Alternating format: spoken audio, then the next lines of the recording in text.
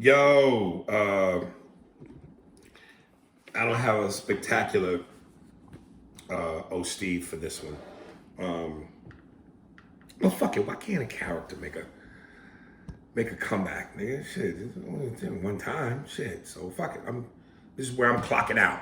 Even though visually me and Annie sitting here, I'm taking a break. I'm put up a back from lunch sign. Went to lunch sign. Yo, Brett, handle these motherfuckers. Welcome, boys and girls. Brett Butler here. Andy and Aries went out for some lunch.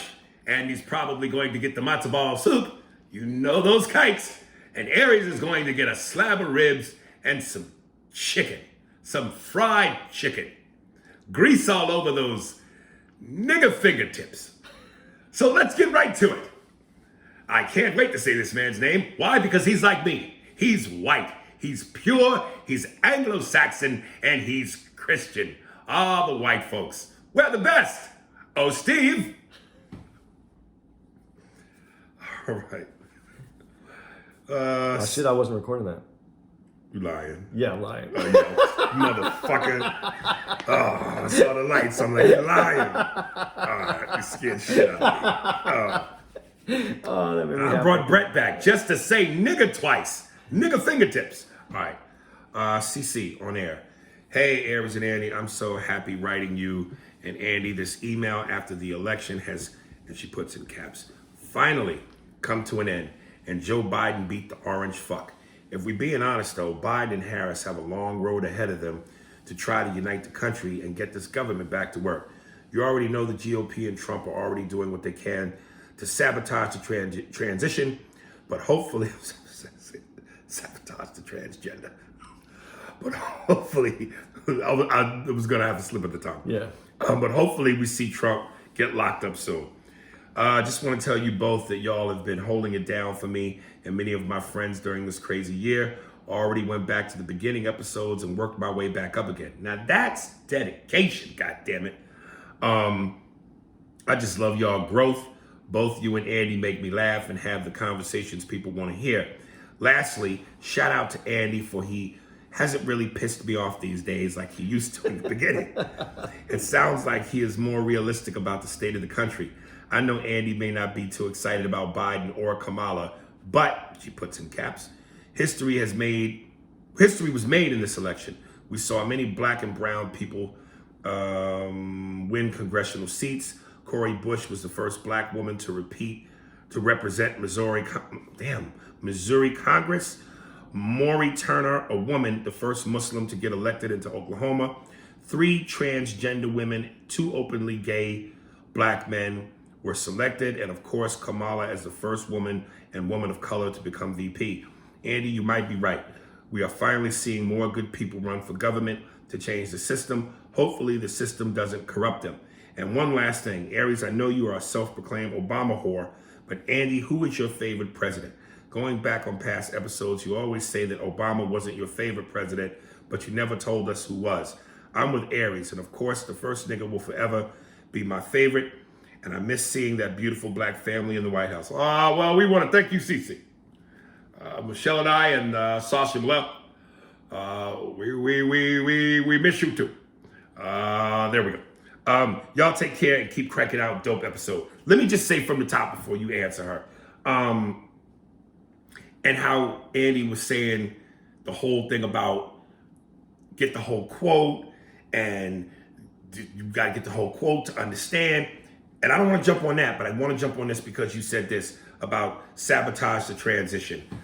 I forgot to mention that they're saying that Trump is doing everything in his power to not even give Biden the necessary information about the vaccine and updates on COVID. And they were saying, some medical experts, that because of that, more people will die. More people will suffer. He's such a piece of shit that despite despite Biden and his clear victory, you willing to put more lives at stake? Now, this is why I said in the last episode, he's a con man and a piece of shit. That's why I was saying you don't need to give me the whole clip to know what he means. Because this is what it's not about what he means. It's about how he can change the narrative. If you, But he's so fucked up. He's not trying to change the narrative. but he has. He's manipulated the system because they have allowed that to happen. The media is supposed to give out actually precise information. They're supposed the main media. I'm not talking about social media. I'm talking about the people that come on your TV are actually supposed to give out. Are supposed to be. They went to school. They went to study journalism. There's a method and a practice to this, and they're not using that. They're making it a magazine show. This isn't a magazine show. We have to, as people, we have to stop being willing to accept this lowbrow news organizations that they have thrown at us. Now, listen, I would appreciate if they didn't have a slant. I think news. I would like to see a news station that actually gave us the news and let us make our own decisions as big boys and big girls. But that's not what they do. Fox has its slant, and then the other CNBC, NBC, Fox, not Fox. What's the other one? CNN, MSNBC. They all have their own slant, and we need. It's not their job to tell us the way we're supposed to feel about something or to interpret someone else's what someone else has said. That's our job. Their job was to give us the actual information and let us do what we need to do with it. And that's what they're not doing. That's what I'm missing. That's what I'm complaining about. I'm not complaining that Trump isn't getting fair treatment. That was never the quote. The quote was, I want them to give us what we're supposed to get so that we can hold them accountable for what they have done. Trump needs to be held accountable. What he's doing right now is going to cost lives. Now, at that same time, there is time it hasn't been so much time yet. When it was the Gore-Bush election, we went this far without the Gore team being involved in what was happening because it was going through the lawsuits. Now, I don't know that Bush though wasn't giving Gore information because it was never like this. There wasn't a pandemic. Well, no, but not only the pandemic. It's just I never seen so much people being. I never seen a sitting president, be uncivil. I mean, we're still supposed to be all on the same team. These might be two different ideologies, but we're all supposed to be on the same team. This is supposed to be what's good for America, and he should be treating what's good for America. You could still go back, and he can go fight, and he's going to lose because everybody's already said that it's not enough to change the election. But now he's just hurting people. Yeah. But this is good though. This is good. We're seeing him for exactly who he is. Who's your favorite president? I don't really have a favorite president. I guess the Adams and the founding fathers of the country, the Adams. Why the fuck would I like them? They were framers of the Constitution. Weren't they slave owners too? Nope, they weren't. Oh, okay. Because I was about to choke the shit out of them. No, they weren't. And then I like Teddy Roosevelt's ability to break up big business because there was now this gets complicated because it wasn't a great time for black people in America. No, it wasn't. But Teddy Roosevelt did break up big business that was keeping money to get down to the poor. And he also is responsible for many of the parks that we have in the country. He preserves. I thought that was rather nice to have some slave music under your speech. Thanks. So those would be my presidents. I honestly wanted if I was going to go by people, like just as a person, Jimmy Carter was one of the best. 1 year, 1 term. But he was one of the best people. He wasn't the best president. Nice people come up last. He wasn't the best president. He couldn't get things done. But if you go to character, it would be hard pressed. How'd you feel about Reagan? When I was younger, I liked his big business policies, but he really hurt. He hurt America in a lot of different ways. You know, when I was president, that was all a setup for me to do that. I was president. It was the '80s, and I was good for the people as a Republican. I want to see this documentary that's coming out. Oh, about Nancy? They make it sound like she was part of what was running this. Dude, there's this thing, and I don't know if they're going to go into it, but she was into astrology, Is that right? And she would make him change, from what I heard, from what I read. Now, this isn't verified. This is just something I read. That she would make him change dates on when he was going to speak and different because of how the planets were aligned. Really? Yeah, she was really into astrology. They had like somebody who was a Hollywood astrologist would come to the White House to help figure out. Let me ask you this: had he not been assassinated, do you think that Kennedy would have been as compelling and as good as Obama? No. No? No.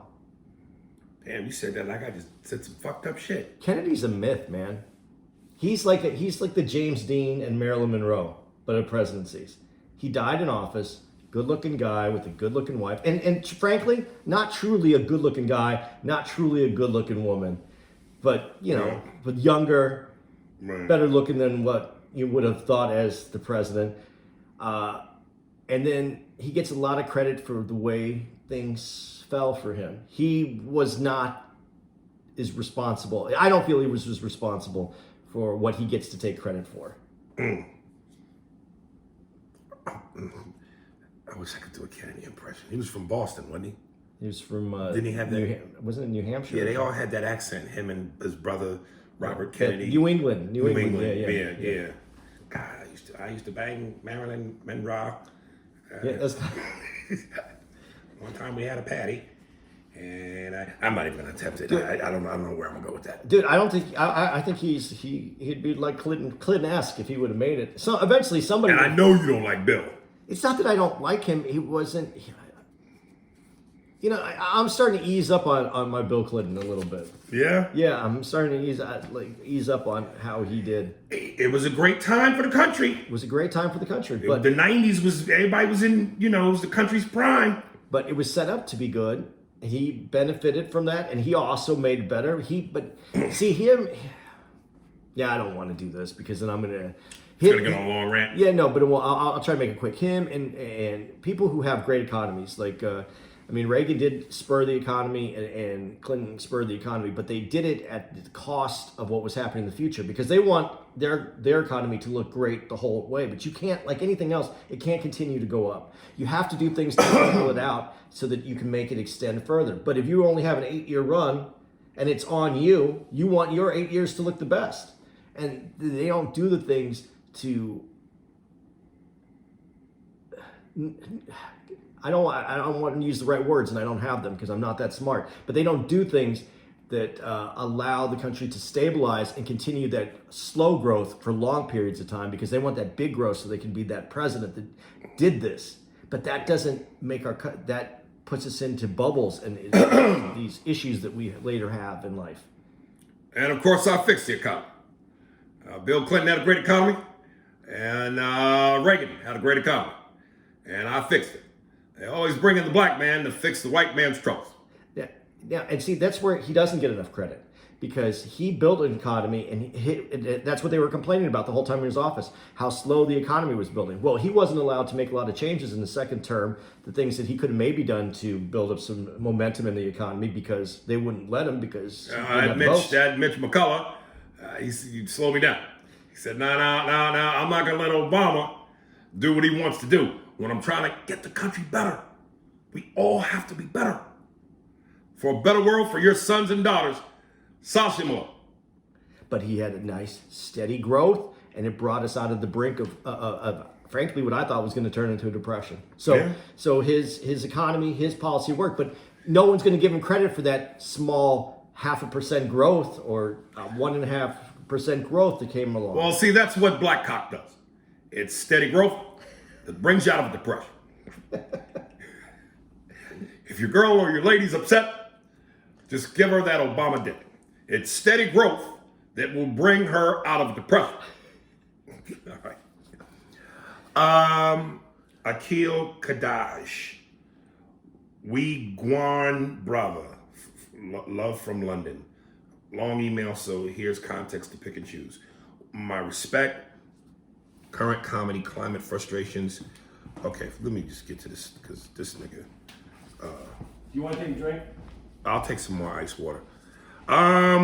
First of all, let me give you your well-deserved respect, regardless of whether or not you ever get the acknowledgement you feel you deserve from Hollywood. I'm here to tell you you're a motherfucking goat, a true master of the craft. I've watched many comics give love to Patrice O'Neal, but you fully uphold the values he stood for, making people laugh while staying true to yourself.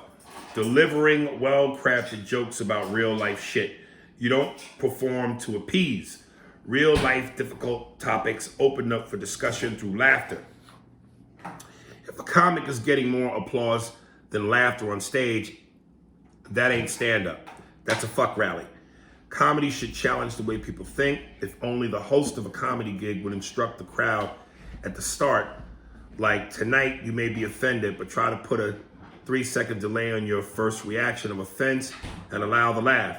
If you laugh, you ain't offended. You're mad at yourself for not having an opinion as strong as you thought. And if you didn't laugh, so the fuck what? That joke wasn't funny to you. Cool, but don't sit there all screwed, refusing to laugh the rest of the set. If you order steak and mash at a restaurant, do you refuse to enjoy the steak because the mash wasn't up to your liking? Motherfuckers don't understand nuance. There's a difference between a racist joke and a racist telling a joke. First saw a real set from you on the Shaq's All-Star show. You and D-Ray killed it. Kev was good too, but damn, Tommy Davidson was shit. I gotta stop you right there, brother. You are so, and I know it's subjective, so what I'm saying is kind of like spitting in the wind. But Tommy, that was one of the most creative sets I've ever seen in terms of talent and ability. The man spoke and sung in Spanish and made it funny. And he was in Arizona. Do you know how fucking difficult, which is, he did it where it definitely needed to be done. But do you know how difficult that is? Nah, brother. I tell people all the time, to be honest, not myself included, I thought Tommy was the best. Let me continue. I've watched him multiple times as I've gotten older, but he is still trash. You're crazy. Yours and D-Ray still holds up. I thought I didn't like it because most of it is in Spanish, but I learned some Spanish and it's still trash. That bit would just be the same as if he acted out an American soap opera. But do you see no, because that was the thing. The Spanish is what made it.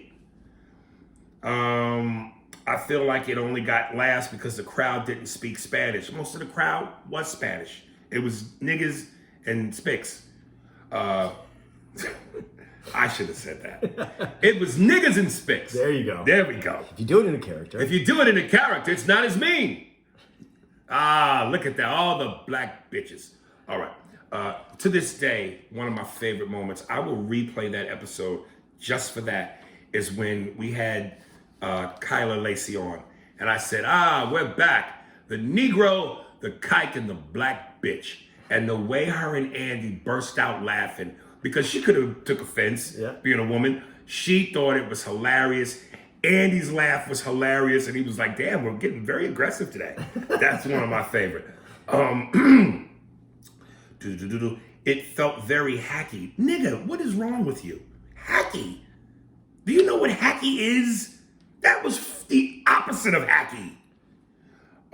Would love to hear your opinion on that. Well, I've been given it.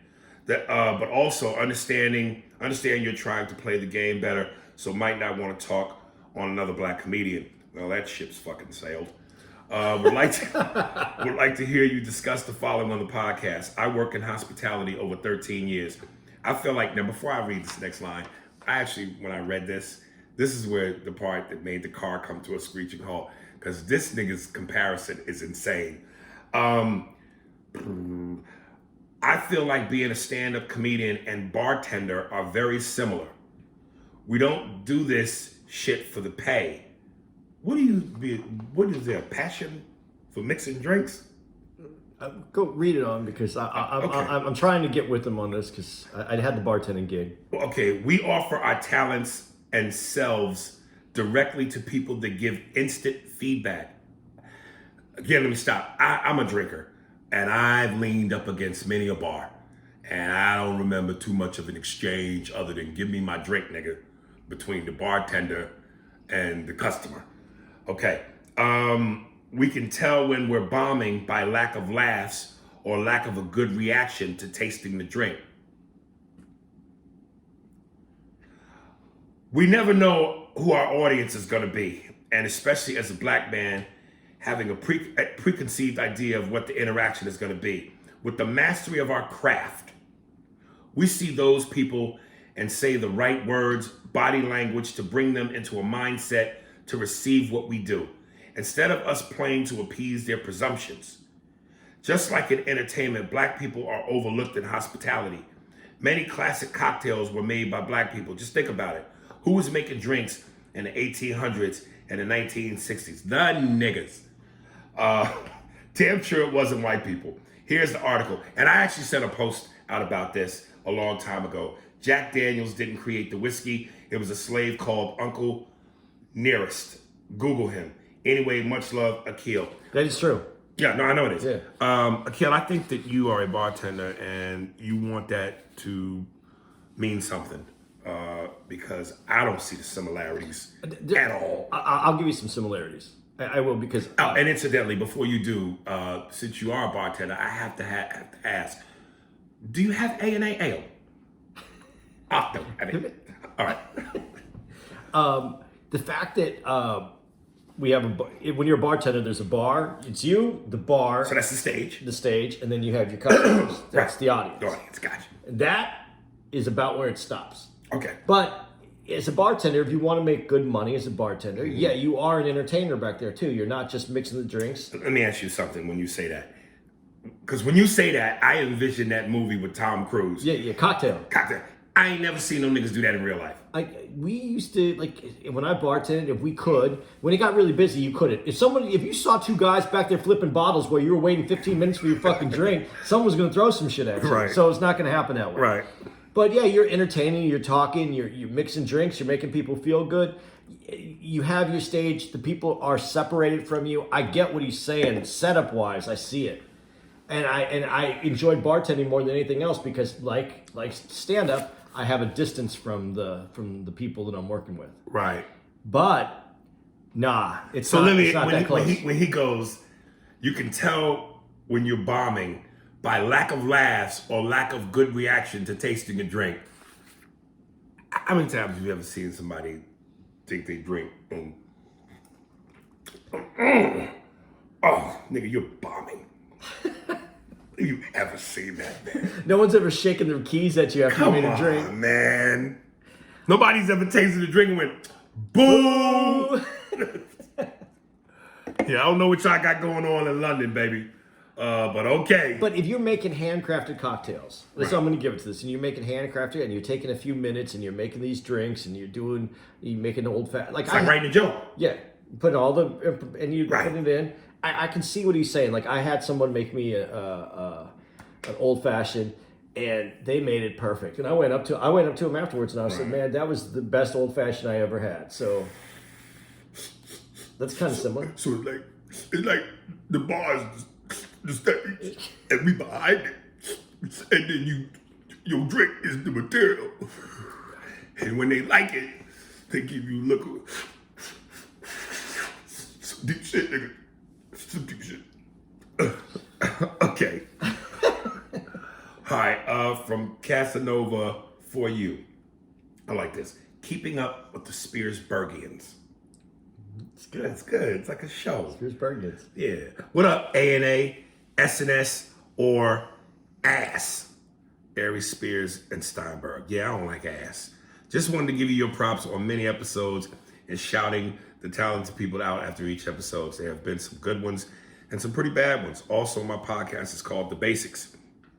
It's been a solo act for now, but I'm fitting to have my cousins on there, so now shit really fitting to pop off. Just wanted to thank you two for the push. Link will be attached. I wanted to mention a few things. One, that Kroll dude, or whatever his name is irritating as fuck with him leaving you low talking messages. You know what you're talking about? Kush. Oh, okay, yeah. And you know, Kush is probably listening to this. Oh, Kush, you done touched somebody, nigga. Leaving you slow talking messages, getting mad when you don't read his emails on the show, getting mad when you don't watch shows he recommends or another streaming service. Unless he plans on giving you his account info, he can shut the fuck up. and acting all whiny and shit. He sounds like a fucking loser.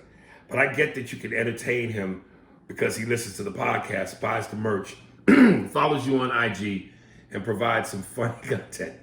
Basically putting money in your pockets. I mean, who leaves a grown man sultry voice messages and shit? Coach does, nigga.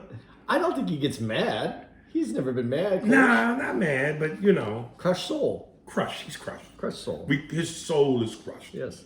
All right.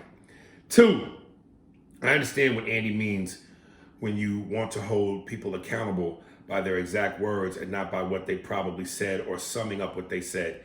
He can get on my nerves, but when he's right, he's right. Like Cube, for instance. He constantly said he was never for Trump. He talks with people who are in a position to do things. He talked to both parties, but because he talked with Trump, all of a sudden he ain't shit. Yay, yay! Like I've always said, people want celebrities to use their platform to bring awareness, then get mad when celebrities use their platform to bring awareness. He was a kid from Compton, grew up in the rap game, never had any scandals, has a great family. You'd want somebody like him to represent us, but you can't please everybody. I guess people forget the saying, keep your friends close and your enemies closer. And 3, I know we keep beating a dead horse about Obama, but nobody seems to be questioning the city, mayors, or state governors on what they're doing for black people. And they are constant black mayors and governors, but they obviously don't care because they can just move to another state, but they can't move out of the country. But we'll continue to beat a dead horse. So have you both seen Lovecraft Country? Great show, weird as fuck. I'll just say you'll never get used to the skin shedding. Damn. I'll need to check out this comedy documentary y'all keep talking about. Peace and blessings to you both. Hoping to see you guys on stage soon. I know I miss Andy's show that just passed here in Arizona. I'll keep an eye on the website. Your loyal fan, Hitman Jones. P.S. We need some I agree with you, but I'm not going to disagree with you, but, or I didn't say that shirts. Since Andy loves saying I that. want that shirt. I call dibs on the percentage. Yo, that's a good one. Let me see if there's anything I want to address on here. Dude, you seen Lovecraft? Nah. Dude, I just started to watch it. I've got to. It's a horror thing, right? Yeah, it's a lot of things. I'm gonna set some time. I want to watch like 4 or 5. I got to get into it because you got to get into it. It seems good. Yeah, so I'm gonna sit down. This is Jordan Peele's thing, right? Yeah, I'm gonna sit down. I'm gonna watch like the first episode so that I can really get into it because I haven't been able to focus on it. You gotta stay focused on this Right. one. He's like the fucking turning into the Spielberg of horror movies. Man, whatever. I fucked up. Damn. If I could have a fucking do-over, nigga. Call Nah, he ain't gonna fuck with me, man. him. You don't know that. I've tried to go. The thrill is gone. The thrill is gone away. The thrill is gone. All right. Yeah, I agree with you, dog, on that Ice Cube thing, man. Listen, and that's been part of my gripe that I've posted on some of my socials. Black people, what do we want? What do we want? Because it seems like when we say we need to go left, and then some of our people go left, then we fuck around and say, nah, we should go right. What the fuck do we want? And let me just say this last thing, which I meant to say on the last email episode about Kamala Harris, when I was saying, look, we get it. We need more than cultural symbolism. We need actual things to happen. But in order for us to get what we want, we first got to get in. We got to get in. So let's get in. And if we just knocking each other down or not going to give each other a chance before we get in or once we get in, then what do we want? You know? To get what you want, you got to first get it. It's like sex. You know, you want something from a woman, you got to get it. Once you get in, with that Obama cock, that steady growth, and you pull her out of that depression, then you get what you want. I just think that people, I think white people generally see the black community is like one, that they have one identity. And I think that black culture seems to feel like there's one identity, and there's not. One black person doesn't speak for the entire group. But historically, we've always had to be our brother's keeper because that was how we survived. But Like, you know what's interesting? Patrice was talking about that on Opie and Anthony. He goes, white guys don't have a, if you look bad, you make us look bad. Exactly. Black people, we have that, look at this nigga. Little nigga cooning and jiving and shucking. You make us look bad, nigga. So what you do represents us. White people don't have a, what you do represents us. Y'all are individuals in that way. yeah, you can move. Yeah, you don't. It's almost like you lose something if you don't swim with the rest of the fishes in black culture. Like they're. No, you mean swim with the rest or swim with the West? You said swim with the West today? West of the fishes. Sorry, too many words for me. Yeah, like it's. But how is the culture can't be defined just by one thought? Listen, that's one of those, you're right, it shouldn't be. But I guess history has been so deeply embedded within our culture in terms of the past that this is what it is. Like, that's like, dude, listen, when Cuba Gooding Jr. won the award for Jerry Maguire and that nigga jumped in the air and clicked his heels, that's one of those, look at this nigga. Like, come on, what you doing, nigga? You jumping in the air, clicking your heels. Could you be any more Mr. Bojangles? But if Gregory Hines did that, would it have been bad? He would have never done that. But that would have been Gregory Hines' job. No, you're looking at that from a white guy's perspective. Well, no, Gregory Hines is an amazing dancer. Yes, he is, but there's a place and time for dancing. And that wasn't not, the time. not an award. Okay. Oh, I'm so thankful. Click. That's a bad look, dog. Got you. So the timing was off. And the place. That's not the place. That was because it was a white place. It's just an award show. All the gatekeepers and the masters of the universe are in there. And let's be honest, the business is run by white folks. The power is the white folks. And you have to get your little award, and you got to show how happy you are doing a Mr. Bojangles Sambo heel click in the air. Okay. Like, come on, nigga. But interesting enough, though, you just said that it's run by white folks. Now, Hollywood is closed down, right? Yeah. Georgia's open. Georgia? Yeah. Yeah. And Tyler Perry? studio's there. Yeah. So, and they're working out of there. Okay. So, what does that mean for entertainment? As a whole, I don't know.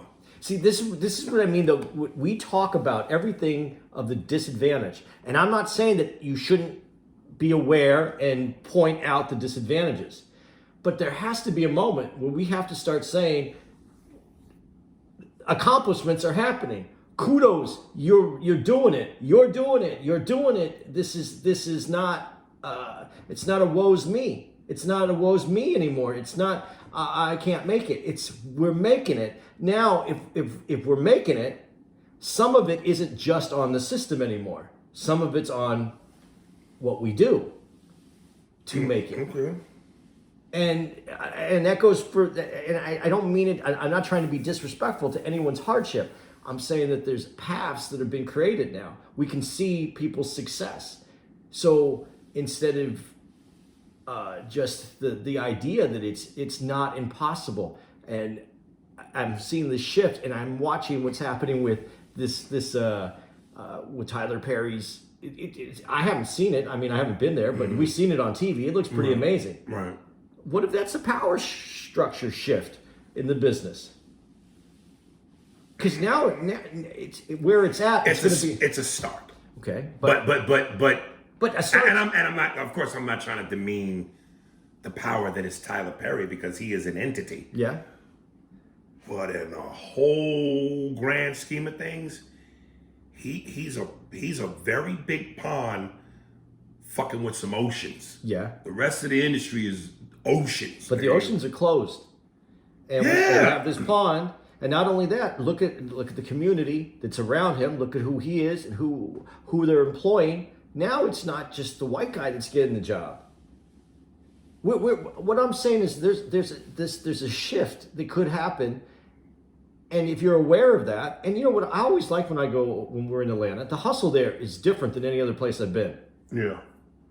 And it shows. Yeah, they hustle don't stop, even if it means packing 5,000 niggas in the club with no masks during a pandemic. It is what it is. They got that twerking and the rappers, nigga, yeah, hustle to the death.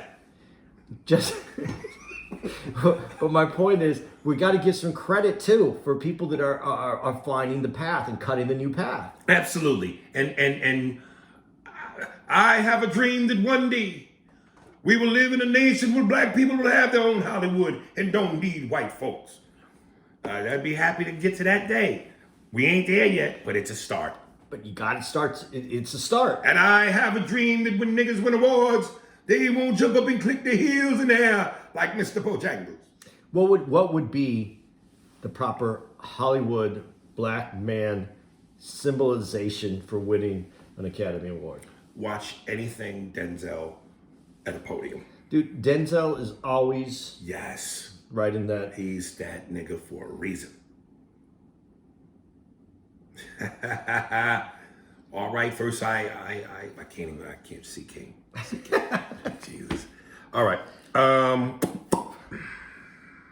From to who the fuck is this from? Oh, from B Live McCall. Subject: email to Chappelle and Tony Woods. What up, Aries? This is my second email, but I'm up to episode 50 now, still playing catch up. Just a quick question. How do you feel about Chappelle giving props to Tony Woods when Chappelle won his Mark Twain Award? My brother hired Woods for his wedding, 50-person wedding back in 2010, and I got to hang out with that nigga. Cool as hell. Yes, Tony Woods is extremely cool. Loved his set at my brother's wedding. What is your perspective on Tony Woods? But he inspired Chappelle, and I haven't heard you or Andy say his name at all in the podcast. Be live, keep it moving. Love your shit. P.S. Dude who wrote the book, guest Lark, he sounds like a teapot. Surprised you had him on the podcast, opposite of your platform. But I don't know much about him though. Yeah, that was a long time ago. I don't even remember that. I know what you're talking about, but I don't really remember that. Dude, Tony Woods is one of those comics who isn't as known, but has all the respect in the world. Funny motherfucker. And for Dave to do that is hats off to Dave, because you can hear it. They have the same draw. Dave sounds a little bit different now that he's older and he's put on the muscle, and I guess he smokes a lot. Gravelly, a little bit gravelly now. But especially in Dave's younger days, him and Tony Woods, man, they you would think they family. They had that same draw, that same cadence, that low energy, but yeah, Tony Woods deserves it. And if the king anoints you, what's better than that? I mean, but he's still not getting top billing. You know, Tony. Yeah. No, and he should be, because he's such a funny dude, and I can't speak on why that may be, because I don't know what's going on in his career or what his own personal thing is, but he definitely deserves it, man. Tony Woods is hilarious. But that's the thing about this business. There's not always a rhyme or reason. Right. There's some talented people that are never going to be mainstream. Right. Like we talked about it a little bit with Mark Curry. Talent-wise, Mark absolutely should be working. But what the problem is, your guess is as good as mine. And we were guessing. So, there that is. Anything else on that? Not really. But it's the business, man. It's just the way this. Colin Quinn is well known to all of us, but I don't think he's a household name. But have you seen him? Yeah. Genius. But he isn't going to get. He's never going to. I shouldn't say never, because we never know what's going to happen. Right. But he isn't this household name. Dude, I've said it a million times. You have to be crazy to want to do this. Stand up fucking anything show that you gotta be fucking sick. Because this shit is so unpredictable. It's so unfair. It's so political. It's partly racial. And you could to go from all of a sudden you somebody you working, and then for no rhyme or reason it just stops. And not like you've gotten less talented. The industry, unless you become an icon or you just consistently bring in the box office bucks, when this business just goes, nah, on you, that's a wrap. And you fighting, trying to stay afloat. You have to be insane to do this. I only did this because I wanted to be a stand-up. And I felt like I could do that, like I could get to be a stand-up. Mm-hmm. But when I didn't look at it as I want to be an entertainer, I want to work in the industry. Mm-hmm. I was strictly thinking stand-up.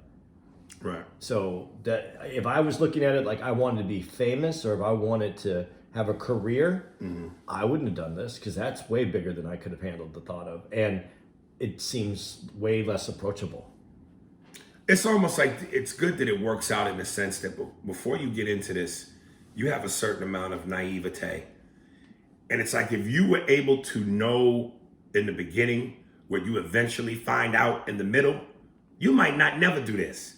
But when you start out, you don't know anything. So you're like, fuck it. And by the time you find out that you've been diddled by your uncle, you in it now. And you have to deal with the diddling for a while until you get old enough to choke your uncle out over Thanksgiving and go, don't you diddle me no more.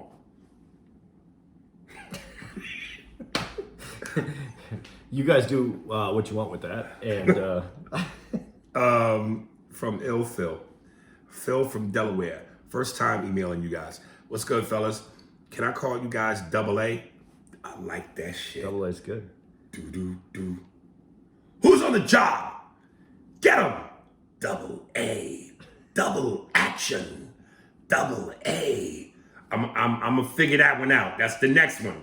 That's the next bit. I ain't got all the shit yet, but I'm gonna do a good one on that one. It'd be good if that Energizer Bunny was in on it. At the end? Nah, right. Okay. Yeah, I'm gonna figure this out.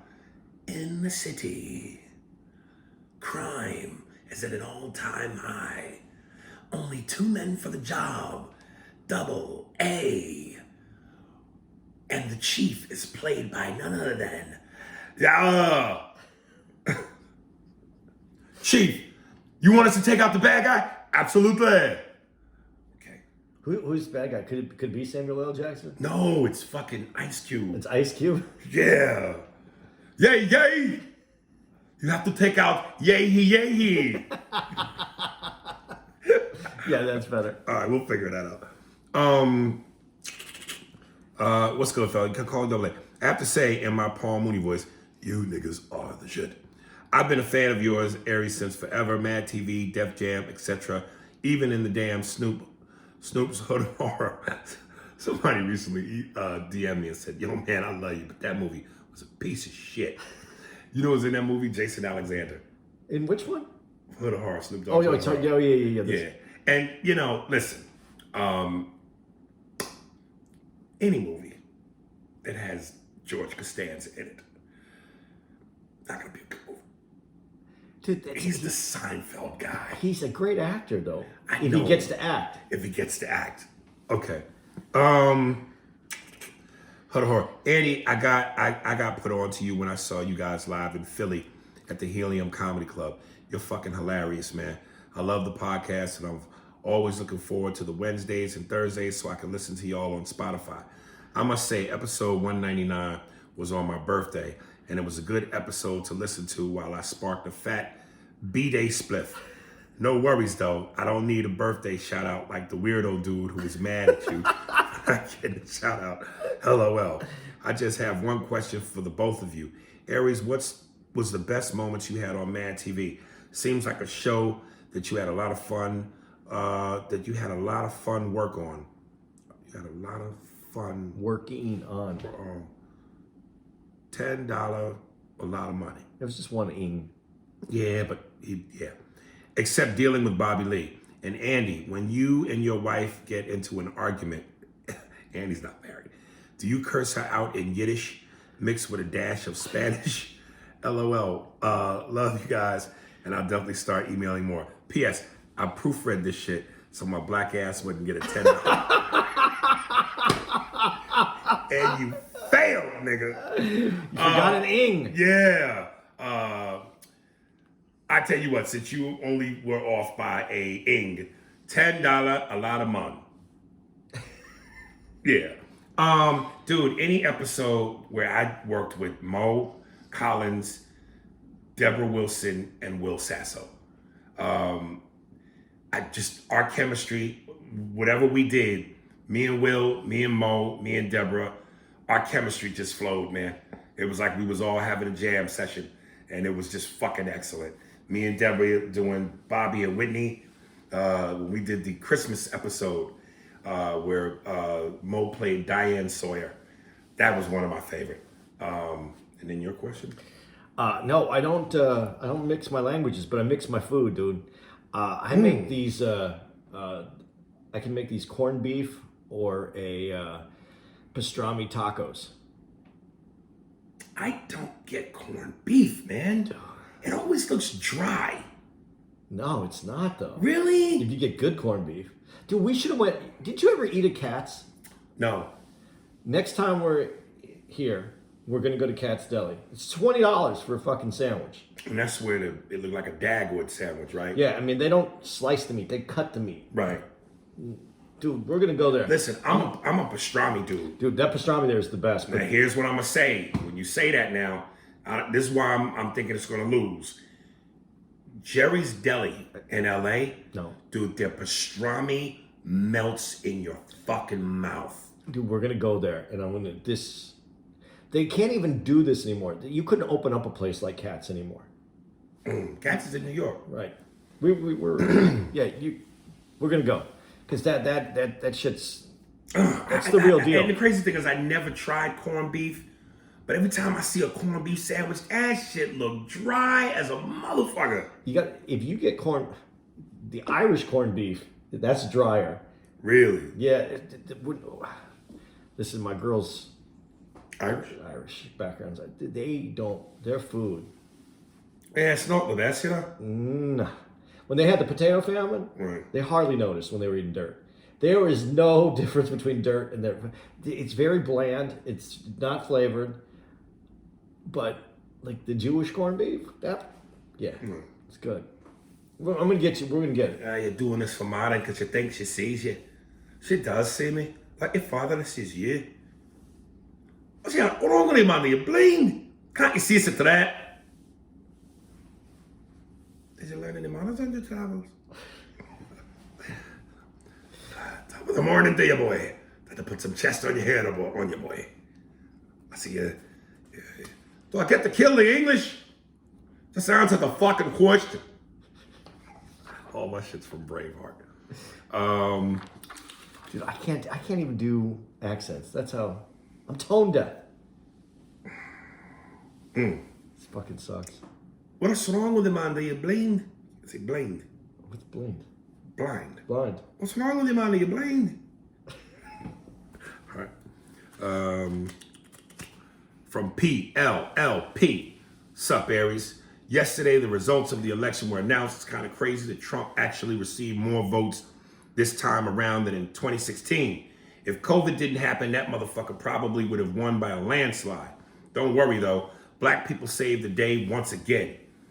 If it weren't for Atlanta, Philly, or Detroit, it would have been 4 more years of Trump. White people and Latinos were heavily on Trump's side, too. The Democrats gotta repay black people for real this time. No more excuses. We want tangibles and exclusive shit for black people. Because if they don't use the next 4 years to please black people, they can really wave 2024 goodbye. Black power, Leroy Jenkins. Did I get to respond to that? Please. Leroy Jenkins, check out the percentages in the black vote. In black men, Trump's numbers went up. In white men, Trump's numbers went down.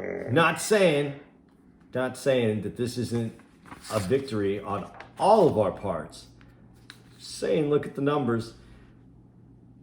And I don't disagree with you. I think if there wasn't COVID and the economy was rolling, like Trump had it, I think he would have got 4 more years.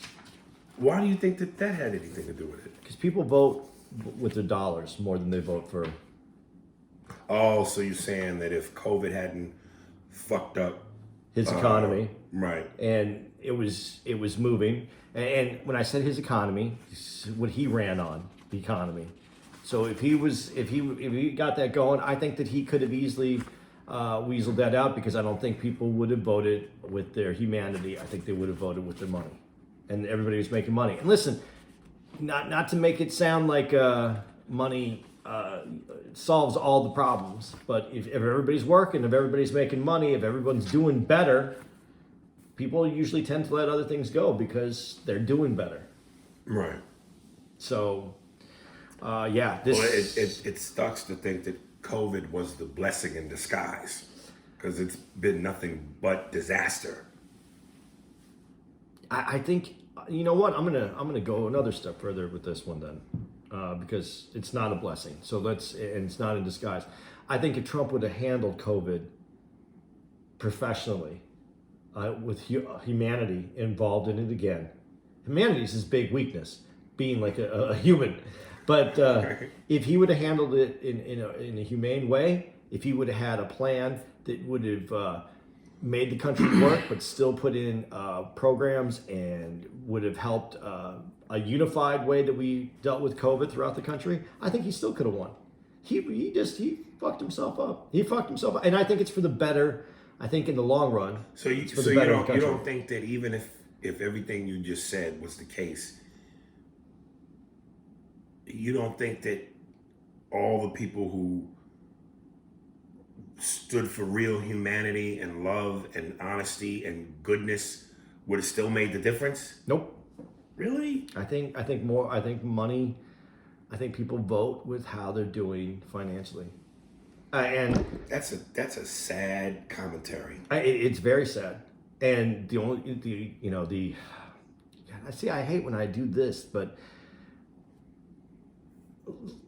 all you have to do is go back and no, I don't want to do this. No, I'm not going to do that. Listen, people tend to vote with what is good for them, whether it could destroy their country. But if it feels good for them at the time, they're going to continue to go that way. I think that his growth, the job atmosphere, if he would have been able to accomplish a few of his goals, obviously when COVID hit, that stopped his momentum from accomplishing anything that he might have tried to do. Mm-hmm. Again, so people listen to me and they're like, listen, see how he supports Trump? It's not about supporting Trump. This is me being honest about what I think the country would have done. I wasn't going to support Trump either way. But people tend to vote with their wallet. All right. Last one. Rudy Flores. Oh, we're going to get to the okay, I'll do these two. Yeah. Rudy Flores, The Boys on Amazon. Love the podcast, guys. Just wanted to ask if you guys have watched The Boys on Amazon. I've been watching it. It's a show about superheroes and how they're fucked up too. And seeing you guys were talking about Marvel and DC, I thought you would get a kick out of this. Continued success, and let Andy know not all of us listeners hate him. $10 money. Aww. What is it? Is it good? Yeah, it's good. It's not great. It's good. On a scale of 1 to 10. It's a 7. It's watchable. It's definitely it's worth watching. It's very interesting. There's some things that I think are, just a little. I'm easily pulled out of shows. I have to really focus and watch them. And I watched them I watched The Boys when I was back in Arizona with my boys. Right. So I watched The Boys when I was with my boys. And it was good. I enjoyed watching it with them. I have not followed up on it since I've been back, but I watched like 8 episodes or 6 episodes when I was there. It was good. Okay. I might check it out. Damn, this shit coming in small. Turn it sideways. Okay. There's his name on that one. Yeah. When you turn it sideways, you can't see the name. But when I turn it up, when it's upright, yeah, His name was in it. Was it? Yeah. Isaiah Hooks. Yeah. I didn't see it when we tried to do it last time. We didn't Oh, see okay, it. there it is. Yeah. Okay. Sup, Aries? I love your podcast. My name is Isaiah Hooks from Montgomery, Alabama, the South. And I'm 21. I listen to your new podcast episodes when you drop a new one. But as far as listening on a regular basis, I'm on EP 92. I heard in one of them Andy's episode. I heard in one of them episodes, Andy said he would bang 18-year-old girls. Make sure you keep an eye on Andy if he looks at 19-year-old daughter the wrong way. Just playing. But there are two things I would like to ask you. Aries, you have very good impressions. They're really awesome. Now, don't get me wrong. I will never tell another man or woman to do with their life. But have you ever thought about being a big-time voice actor? I feel like that will change your career upside down in a good way. Look at Phil Lamar. I look at him. He has over 500 voice roles. Me personally, I love animation movies. Family movies, I would love to see you in the next Disney movies, next Pixar movie, next Sony animation movies, next DreamWorks. I want to see, you know why that would be tough for them to put me in those? Because I go niggas and kites. Disney is not coming calling right now. Yeah, I want to see Aries in the next Toy Story 4. I want to see Aries in the next Despicable Me 4. Hey, maybe the next Lego Movie 3. I would also like to see Andy in animation movies. He has a good voice.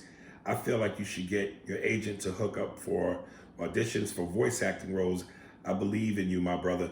And I know you want more serious adult roles, but you don't like animation movies. I got Disney Plus and I watch Disney movies. Better yet, my dreams are to become a big time cartoonist and work for Cartoon Network and be a big time actor like my idols / favorite actors, Samuel L. Jackson. He did Frozen from The Incredibles, Denzel Washington, The Rock, Dwayne Johnson. He did Moana, and Planet 51. Will Smith. He did Shark Tale, Spies in Disguise, Eddie Murphy, Donkey, and Shrek are my top 5 actors. All of them were in voice acting roles. Denzel didn't have a big voice role, but he did 2 episodes of this show called Happily Ever After, fairy tales for every child that came out in the 90s. But everyone else I named had big roles. Eddie Murphy had Donkey and Shrek. That's $1 billion franchise. I want you to be a part of that better yet. I was watching this animated movie called Open Season. Folks, I just want to let y'all know, if it sounds like I can't read, it's not that. I'm going down streets with no traffic lights, no stop signs. $20 $20 is a lot more money. It's a lot more money. No yields. It's just motherfuckers on Ninja Kawasaki motorcycles and cars all doing 80 miles an hour. This is the Tokyo Drift Yeah. of emails. Yeah.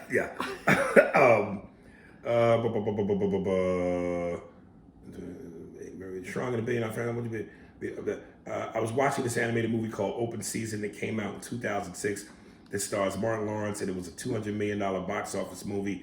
And like I said, just a suggestion, not telling which direction you should go. But before I end this letter, I want your opinion on something. If a woman spit in your face, ooh. I got that from Armageddon. So if I kick you in the balls, Steve Buscemi, ooh. What would you do?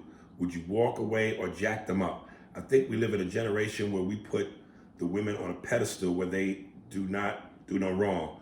I also want some feedback on the voice acting thing. Is that a yes or no? I hope that's a yes.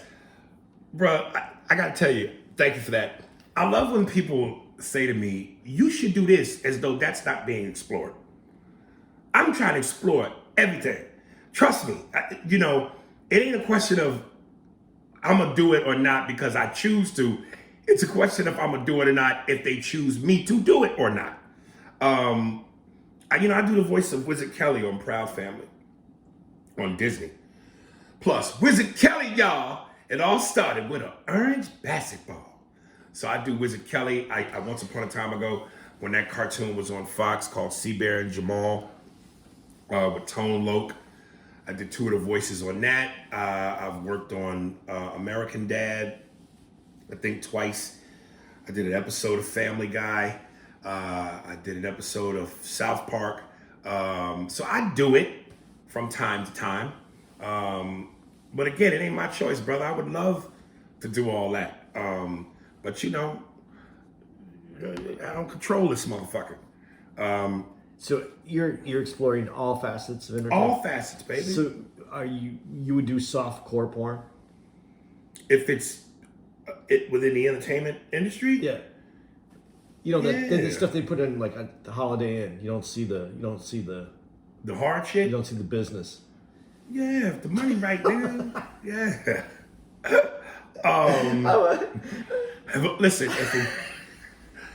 Listen, if a woman spit in my face, hak tui, I don't hit women, man. I'm not gonna hit a woman. But if a bitch spit in my face, I said this on the podcast, if a bitch spit in my face, hak tui, during sex, nigga, it's on and popping.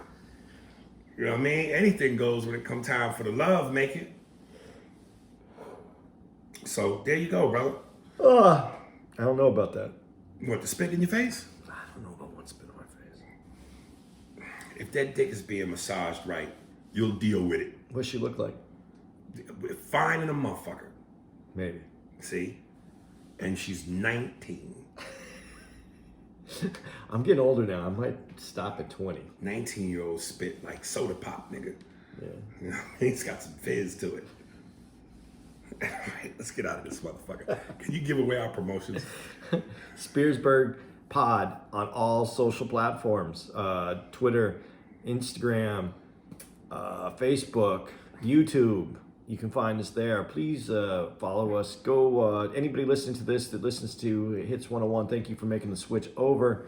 Guys, we're going to go into some gray area. We don't know what's coming up. We don't know when we're going to. We have an idea, but things are constantly in flux right now. Yeah. So just stay tuned with us. You know what I mean? Yeah, we're gonna keep these coming. We're just trying to figure out how to present them to you if we're not on the road. So hang on. We'll see what happens next. Stay safe. Stay healthy. Don't let COVID get you. Without further ado, this is David Ape. Instagram at DON_SOVII.